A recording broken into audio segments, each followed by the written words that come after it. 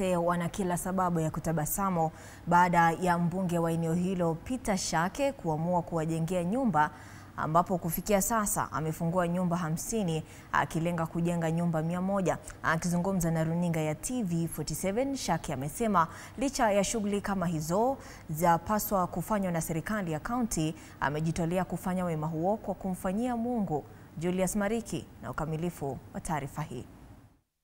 Na imekuwa matukio ya furaha katika eneo la Mwatate wakati mbunge wa eneo hilo Peter Shake ameweza kuwafungulia nyumba ambayo amewajengea wakaazi wasiojiweza katika eneo hilo, na sasa tutakuwa tunapata fursa ya kusikia baadhi ya kauli zao. Huu mradi unafanyika, wananchi wenyewe ndio wanapendekeza katika public participation. Nimefurahi sana mmenijengea nyumba, na pia nyumba yenyewe nilikuwa ninakaa ingekuwa kama nenyewe bado niko mpaka sasa hii ingekuwa imeniangukia. Mungu asa mtumishi wa Mungu alitolea kufanya haya. Nasikia si nyumba tu, hata shuleni niko na mjukuu wangu anasoma Bura Girls, wamepewa basi.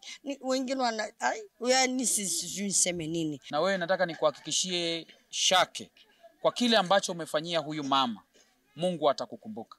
Hata hiyo azma yako unasema maono yako ni kupanda ngazi ya juu ili uweze kuangalia wajane wengi na akina mama ambao wamelemewa.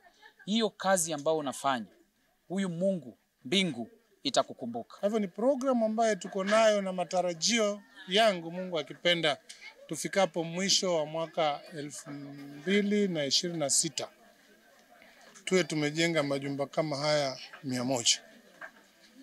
Hivyo ni ombi kwamba Mungu akinijalia tuwe tumefikia target hiyo. Na mradi hizi ni miradi ambazo ninaamini ya kwamba ingekuwa zinafanywa na county government, maana wao wako na pesa hizo za disaster.